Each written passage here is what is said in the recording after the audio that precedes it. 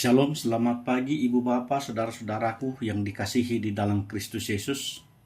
Selamat menikmati hari baru, hari karunia Tuhan hari ini, hari Kamis 11 Desember 2025.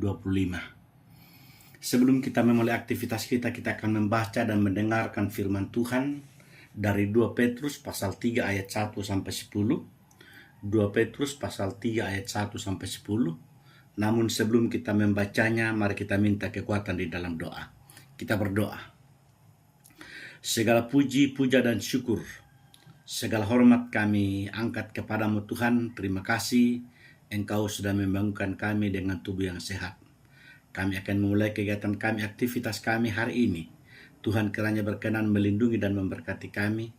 Biarlah aktivitas kami, pekerjaan kami lakukan hanya karena dalam pertolongan dan pengasihan Tuhan. Melandasi semuanya itu Tuhan, kami akan membaca dan mendengarkan firman-Mu. Ya Roh Kudus, kuasai kami, dengarkan doa kami. Dalam Kristus kami berdoa. Amin. 2 Petrus pasal 3 ayat 1 sampai 10. Firman Tuhan demikian. Saudara-saudara yang kekasih, ini sudah surat yang kedua yang kutulis kepadamu.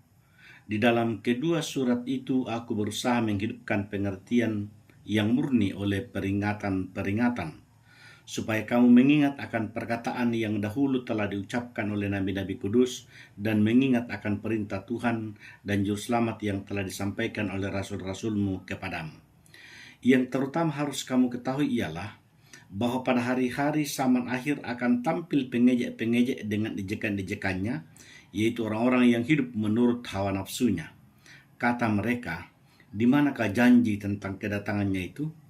Sebab sejak bapa-bapa leluhur kita meninggal, segala sesuatu tetap seperti semula.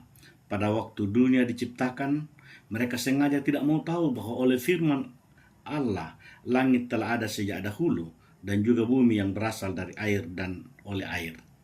Dan bahwa oleh air itu bumi yang dahulu telah binasa, dimusnahkan oleh air bah. Tetapi oleh firman itu juga langit dan bumi yang sekarang terpelihara dari api dan disimpan untuk hari penghakiman dan kebinasaan orang-orang fasik. Akan tetapi saudara-saudaraku yang kekasih, yang satu ini tidak boleh kamu lupakan, yaitu bahwa di hadapan Tuhan satu hari sama seperti 1000 tahun, dan 1000 tahun sama seperti satu hari. Tuhan tidak lalai menepati janjinya, sekalipun ada orang yang menganggapnya sebagai kelalaian, tetapi ia sabar terhadap kamu karena ia menghendaki supaya jangan ada yang binasa, melainkan supaya semua orang berbalik dan bertobat. Tetapi hari Tuhan akan tiba seperti pencuri. Pada hari itu langit akan lenyap dengan gemuruh yang dahsyat, dan unsur-unsur dunia akan hangus dalam nyala api, dan bumi dan segala yang ada di atasnya akan hilang lenyap. Ibu Bapa, saudara-saudara yang dikasihi di dalam Kristus Yesus, sungguh indah firman Tuhan ini. Saya memberikan tema hidup yang menanti dengan kesiapan. Hidup yang menanti kesiapan. Saya memulai dengan sebuah cerita seorang nelayan yang tua setiap pagi memeriksa jaringnya sebelum berangkat melaut. Ia selalu berkata kepada murid-muridnya, kesiapan menentukan hasil. Suatu hari murid-muridnya meremehkan nasihat itu. Mereka berangkat tanpa memeriksa perahu dan jaring. Di tengah laut jaring mereka robek. Perahu bocor dan mereka pulang dengan tangan kosong. Nelayan tua itu berkata, kalian tidak mengalami bahaya, tapi kalian kehilangan kesempatan karena kalian tidak siap. Mungkin demikian pula kehidupan orang percaya. Banyak orang tidak lagi memeriksa hati dan imannya. Mereka merasa segalanya aman. Mereka lupa bahwa Tuhan akan datang kembali. Bukan untuk menakut-nakuti, tapi untuk mengingatkan bahwa hidup beriman membutuhkan kesiapan setiap hari. Coba kita perhatikan ayat per ayat dalam bacaan kita tadi. dalam ayat 1 sampai 2 mengingatkan iman kita. Petrus menulis surat ini untuk membangkitkan pikiran yang sehat. Artinya orang percaya mudah lupa. Karena itu kita perlu terus diingatkan oleh nubuat para nabi dalam perjanjian lama dan perintah Tuhan melalui rasul-rasul. Kehidupan iman sejati bukan bergantung pada perasaan, tetapi pada firman yang sudah diucapkan Allah. Firman adalah jangkar supaya kita tidak hanyut oleh pengaruh zaman. Ayat 3-4 di situ berisi tentang akan ada pengejek. Petrus berkata bahwa pada hari-hari terakhir akan muncul orang-orang yang mengejek. Mereka berkata, di mana janji kedatangannya itu? Ini mirip dengan kondisi zaman ini. Banyak orang berkata, dunia tetap sama. Tidak ada yang berubah. Kedatangan Tuhan cuma menakut-nakuti. Sudah 2000 tahun, mana buktinya? Motif mereka jelas, ingin hidup mengikuti keinginan sendiri. Jika tidak ada penghakiman, tidak ada alasan untuk bertobat. Ibu bapak, saudara-saudara, kalau kita perhatikan ayat 5-7, mereka melupakan pekerjaan Allah di masa lalu. Petrus mengingatkan bahwa Allah pernah menciptakan dunia dengan firman-Nya, menghukum dunia dengan air bah pada zaman Nuh.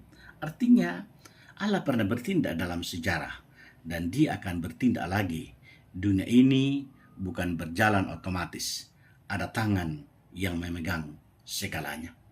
Ayat 8-9 kita perhatikan bahwa Tuhan tidak lupa, tapi Dia sabar. Ayat 9 mengatakan, Tuhan tidak lalai menepati janjinya, melainkan Dia sabar terhadap kamu.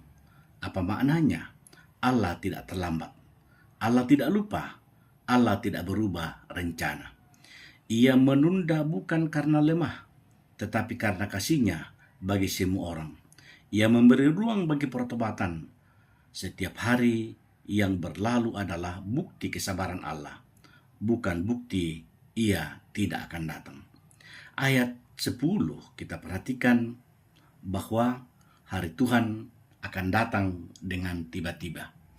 Petrus memakai dua gambaran seperti pencuri datang tak terduga, langit lenyap dengan gemuruh, bumi dan segala yang ada di atasnya akan hilang. Intinya, dunia akan berakhir dan setiap manusia akan berhadapan dengan Allah.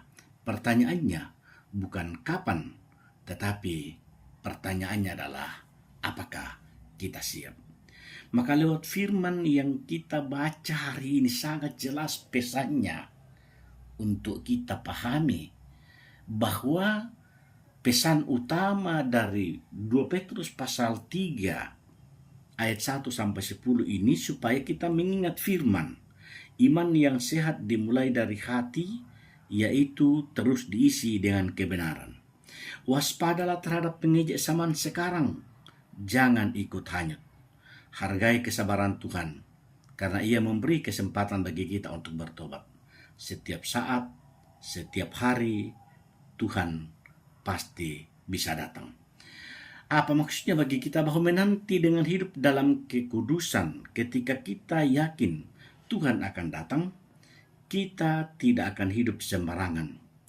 Kita hidup dengan integritas dalam pekerjaan, dalam kesetiaan, dalam keluarga, dalam kejujuran, dalam perkataan, dalam kemurnian, dalam pikiran, dalam kesabaran akan kedatangan Tuhan, membuat kita menghargai kehidupan.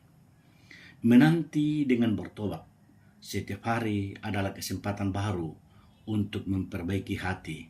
Pertobatan bukan hanya meninggalkan dosa besar, tetapi juga meninggalkan kebiasaan marah, iri, malas, memperbaiki komitmen doa, meninggalkan kompromi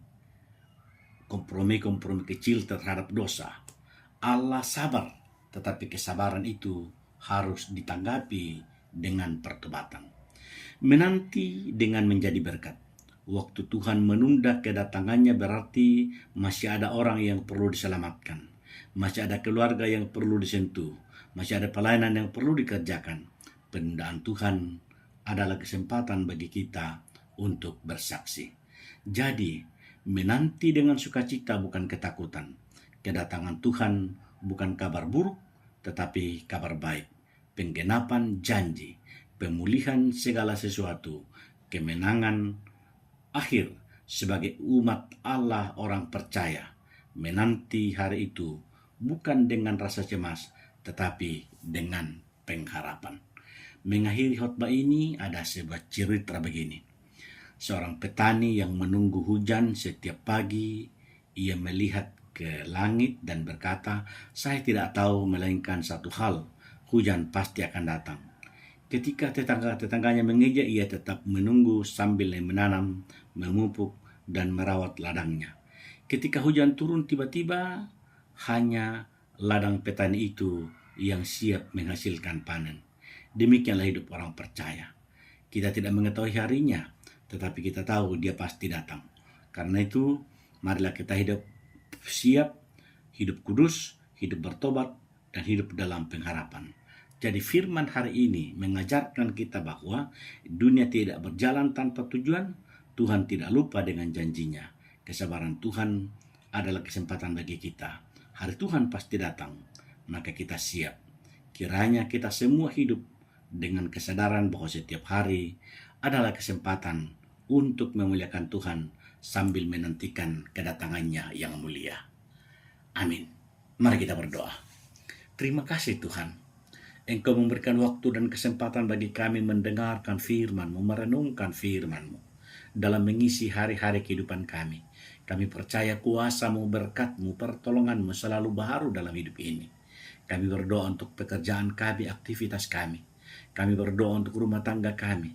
Kami berdoa untuk seluruh pergerakan kami hari ini. Tuhan kiranya berkenan memberkati dan melindungi. Biarlah ya Bapa, lewat pergerakan, lewat pekerjaan itu, hanya nama-Mu saja yang kami masyurkan, hanya nama-Mu saja yang kami muliakan. Ketika kami di kebun, ketika kami di sawah, ketika kami di pasar, ketika kami di kantor, apapun pekerjaan kami, apapun aktivitas kami, Tuhan kiranya berkenan melindungi kami. Dengarkan doa kami, berkati kami. Kami berdoa untuk saudara-saudara kekasih kami yang saat ini sedang dalam duka cita karena bencana di Sumatera. Oh Tuhan, lindungi dan sertai mereka. Biarlah mereka juga boleh mendapatkan kuasa dan kasih Tuhan, berkat Tuhan di dalam pergumulan yang mereka hadapi karena bencana alam. Kami percaya kuasa dan kasih-Mu selalu nyata dalam kehidupan kami. Dengarkan doa kami, biarlah kami boleh mempersiapkan hati dan pikiran kami menyambut Natal dan Tahun Baru. Kami bersyukur kepadamu Tuhan, di dalam Kristus kami berdoa. Amin. Kurus semangat, puang merompas sakit kami.